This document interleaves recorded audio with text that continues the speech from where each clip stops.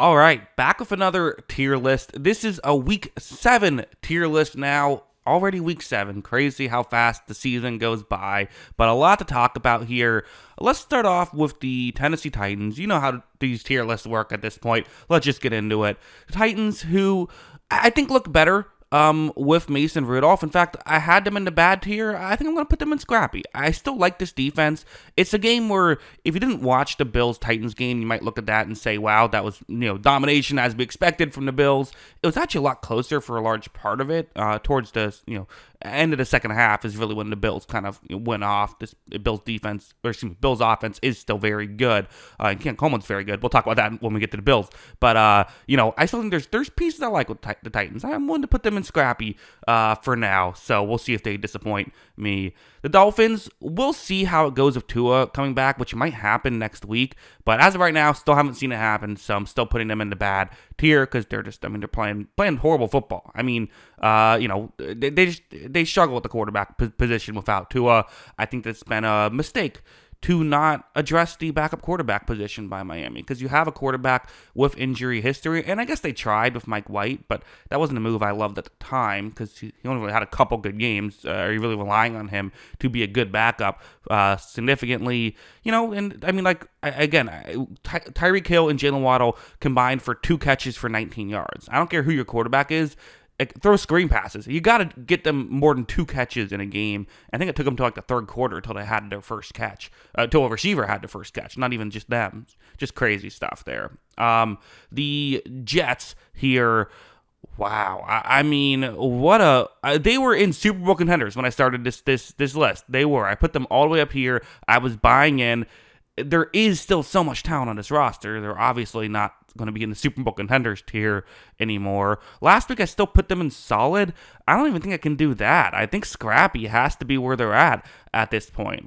And even that, I still think Rodgers is capable of doing some good things. I think they're going to kill the Patriots next week once again. I don't know. You hope that some of this stuff can get right. Because, on paper, this offense should be, blowing by everybody. You have Aaron Rodgers. You have an offensive line that's played all right this year. You have, Devontae Adams. You have, Alan Lazard as a 3, because you have Garrett Wilson and a Mike Williams as well. Those are 4 great options, you would think. It's just not happening, and then this defense is just so injured at this point that it's not even a good defense. So, yeah, I'm putting them in scrappy, and they feel like they've earned it at this point. The Bengals, who I've consistently been getting criticism for being very high on as of right now, listen. It was not maybe a dominant win against the Browns, but they won handedly, and again, a divisional matchup. I'm going to put them in feels like playoffs, especially one. Hey, I think it was probably a benefit to the Browns that Dorian Thompson-Robinson came in, but they were still able to win. This Bengals offense hasn't looked quite as good these past couple weeks, but we know what they can do, and their defense has looked better. Yes, against easy competition, the Giants and the Browns, but it has started to look better, and you hope that can continue if you're a Bengals fan, because it wasn't looking good against anybody early on, and again, kind of their big, awful game was against Washington. Washington, scoring on everybody with Jaden Daniels. So, I'm going to put them there. Again, I know the commenters might say I'm too high on them. Maybe I am, but feels like playoffs is where they're going to be right now. I forgot to mention it at the beginning of the show, but the teams that are already here, those are teams that either had a bye week this week or are playing on Monday Night Football. If you want to hear my thoughts on why I put them, where I put them, you can check that out in the in last week's video. Next up is the Cleveland Browns, who they're an interesting one because I think I'm still going to put them in bad. I think you could talk me into, with Jameis Winston, is this in a higher tier than bad? Maybe. I don't think that's a crazy take necessarily, because I do think there is some talent on this roster with the, especially defensively, they do have some pieces. Obviously losing Amari Cooper hurts, but this offense is still really rough, so I don't know. Maybe they could get up to the scrappy tier with Jameis Winston, but they're not much better than that, in my opinion, as of right now. The Jaguars, who, hey, say what you want about Jacksonville. I put them into bad tier last week. I think I'm going to put them back up into scrappy tier now. Again, the Brian Thomas Jr. thing is working. You have, Trevor Lawrence, who played very well against the Patriots defense that isn't very good. We'll talk about it when we get there. The Jaguars defense still gives up too much, to be honest, so there's still some issues here, but a good bounce back performance, a get right game, if you will, for Jacksonville. So at least I'll bump them up a tier from bad to scrappy. The Lions are an obvious Super Bowl contender. I mean, they just beat the Minnesota Vikings, who we're going to talk about next. But, I mean, a huge win for them, and I thought they were the better team, too. Sometimes you win a game, and it's like, okay, but it was kind of a coin flip game. Like, the Lions gave up a touchdown on offense in this game. There was a fumble recovery touchdown by Minnesota, and the Lions were still able to rally and ultimately win the game. And the Lions were down 10-0 to start the game. Both teams came out looking good, but the Lions came out looking really good, in my opinion. Yeah, they're not Super Bowl contenders. They're NFC favorites. My podcast co-host said they are Super Bowl favorites. I still think I'm going to go with the reigning champs on that one, but I can see why he says it, because they are looking very good right now.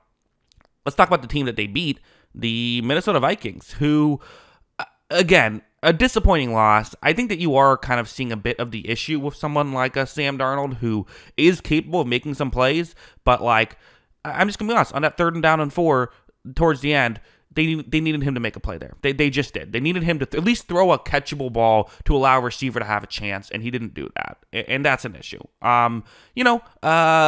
He's still doing a lot of nice things, and this defense is still really good. Even if it got kind of lit up by Jared Goff, I still think that it battled back, and it made some plays of its own in this one. It was more of a battle than like a domination on one side or the other, but ultimately a battle that the Lions won, but it's the Lions. I still think with this defense, they have a chance to beat anybody. I still think with Justin Jefferson, they have a chance to beat anybody. And this offensive line, I mean, I know the Lions have no pass rushers, but they were blocking all day. I'm keeping them in Super Bowl contenders. I'm not going to overreact to one loss. They lost to a team that might be the best team in football by 2 points. I can't knock them out of Super Bowl contenders, just that, if that's their one loss.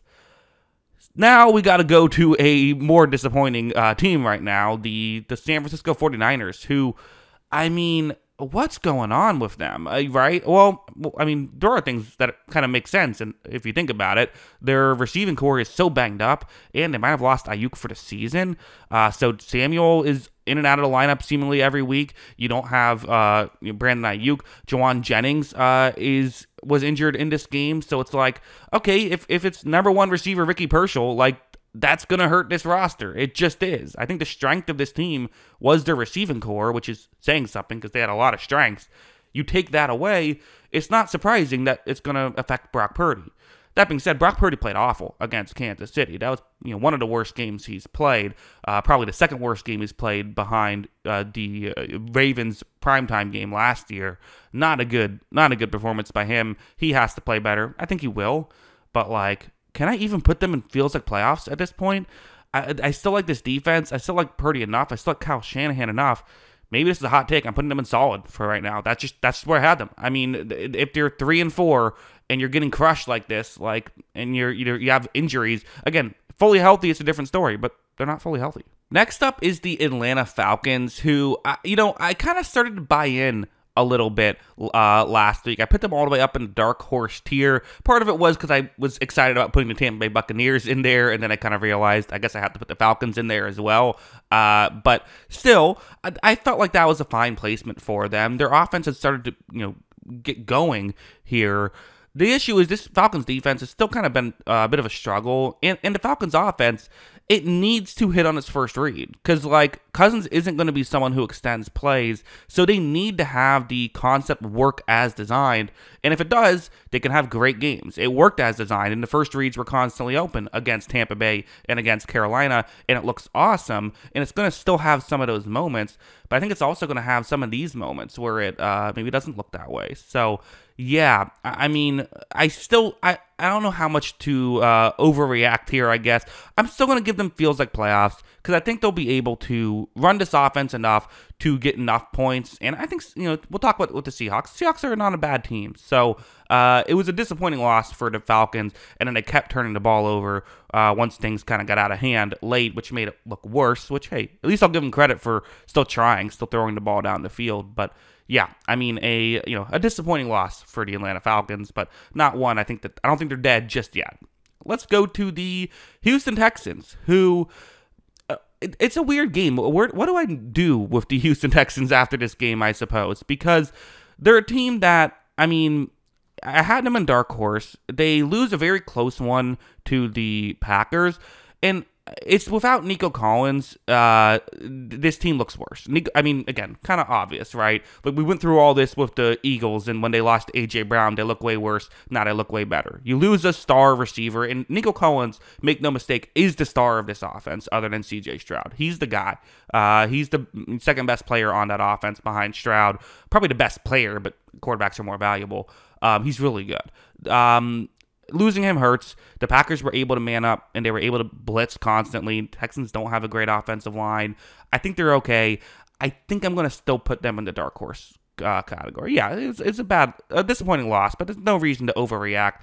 I think it would be an overreaction to lose to a good Packers team in a close game when you're missing your second most valuable player on offense. Nico Collins will be back before too long, so I'm going to keep them in dark horse. But still a win they would have liked to have with Jordan Love just throwing the ball all over the place in that game, both in a positive and negative way. The Colts, I can't figure out the Colts. I'm going to have to keep putting them in scrappy. I think they're in a playoff spot as of right now. I can't not put them they're tied for a playoff spot. I can't not put them in at least the scrappy tier. But I still don't love this defense. And Anthony Richardson, there's no getting around it. He played poorly, and they need more from him than that. You get it. I think it makes sense to stick with him because you do see the positives and you can see the signs of growth. We were kind of talking about it on the podcast, and a commenter brought up, well, Josh Allen started this poorly as well. And while that's not untrue, it's also you're chasing an outlier when you're doing this. And is that the right strategy? Maybe it'll work. I don't know. I have no idea what I would do in this situation. I'd at least start him for the rest of the year. He's got to play better though, and if he does, I'll bump them up a tier because I do like some pieces on offense. The Rams are next, which again I think I'm going to keep them in scrappy as well. I guess everyone's scrappy this week. Beating the Raiders, I think they would have liked to win that more handedly than it came down to. Cooper Kupp coming back would be really helpful. Again, this is a team with, talk about needing receivers due to injuries. I mean, Tyler Johnson was the leading receiver. Again, I joked about it on the podcast, but, as a Tampa Bay Buccaneers fan, we drafted Tyler Johnson in the 5th round, and kind of after it was all said and done, we said, well, that was kind of a disappointment that he wasn't able to do more than that. As a 5th round pick, now he's the Rams' leading receiver in the game. Kind of goes to show how injured they are, but found a way to get a win, so if they can start to get healthy, maybe they can start to climb the tier ranks, and who knows, maybe you can put a couple wins together and get back in this thing, but for now, scrappy is where I have them. Raiders are bad. Gardner Minshew, 3 interceptions. Antonio Pierce, again, it was a decision that he's a very likable guy, and so I think a lot of people kind of wanted to buy into him being sort of this Dan Campbell 2.0 type thing, but it hasn't worked out. And it was a questionable decision at the time, I thought, to keep him as the head coach. I think the players just really liked him. Max Crosby was very no, we have to have him be the head coach. But it hasn't worked out so far for Antonio Pierce, who again seems like a great guy, and maybe he can turn it around, but might just be it's a difficult thing being a head coach, and also I don't know how good this team would be even with a great head coach right now, but yeah. I know people are frustrated with Antonio Pierce. I saw on the Raiders subreddit. So yeah, the Washington football team, also known as the Washington Commanders, they are a team that is difficult to figure out where I should put them because I've had them in feels like playoffs for a while now. I think I would even consider bumping them up to dark horse. The issue right now is Jaden Daniels got injured. We don't know how long it's going to be, but it could be a month and a half or so. You're looking at significant playing time with Marcus Mariota. That's how I'm going to evaluate this team for this tier list, is how are they with Marcus Mariota? Similar to the Dolphins, how I do that with backup quarterback. If your quarterback is down, I'm going to talk about how you are with your backup quarterback until your quarterback is healthy again. And as of right now, I think Marcus Mariota is a good quarterback. I think that this defense has quietly started to play better.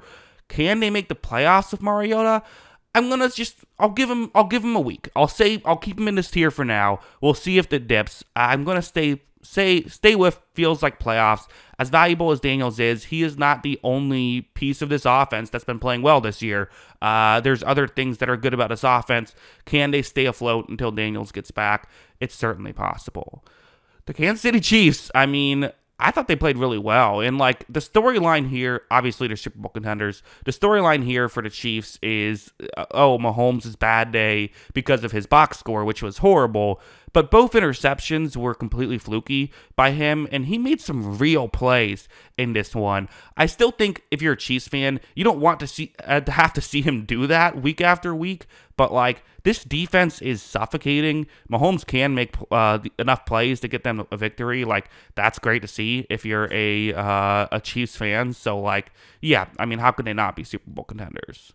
Next up is the New Orleans Saints, who I think I'm just going to drop them all the way to the bad tier right now. I mean, again, this is another one of those teams where, like, similar to Miami, you get healthy, you're a better team. At one point, I put them into... did I put them in? I think I was considering putting them into Super Bowl contenders tier. That was before I had created the Dark Horse tier, so they were in the second highest tier, and I would have put them in Dark Horse had that been a tier at the time.